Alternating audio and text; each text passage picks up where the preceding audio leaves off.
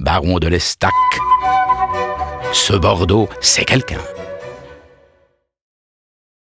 Bonjour, nous sommes ici chez les vignerons partenaires de la cave de Mestérieux, d'où je vais vous expliquer la vinification du vin rouge et la fermentation alcoolique.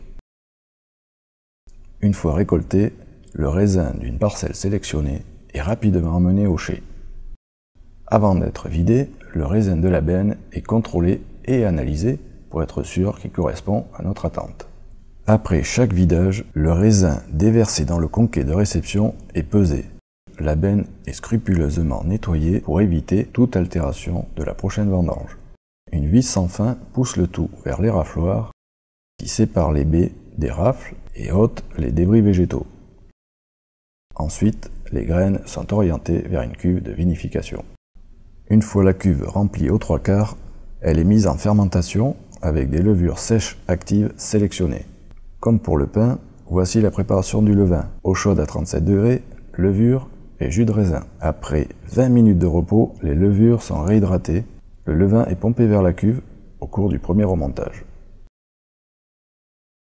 Le remontage consiste à prendre du jus en bas de la cuve et à le renvoyer par pompage sur le chapeau, formé par la masse solide issue des peaux, pulpes et pépins.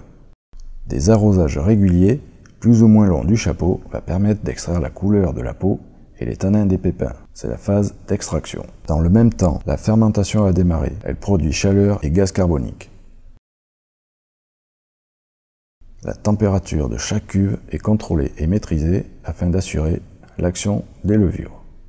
2 fois par jour, on mesure température et densité au pied de chaque cuve pour suivre la bonne évolution de la fermentation.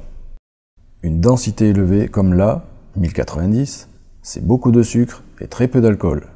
Là, densité à 996, c'est tout le contraire. La fermentation est terminée. Tout le sucre a été transformé en alcool. Bien sûr, en plus des analyses, chaque cuve Baron de l'Estac est dégustée par notre équipe durant toute la vinification.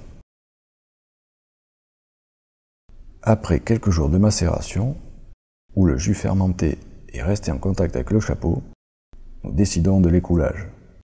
Il faut séparer le jus de son marc. Dans quelques semaines, le vin sera mis en barrique pour son élevage et ainsi compléter sa palette aromatique pendant 6 mois.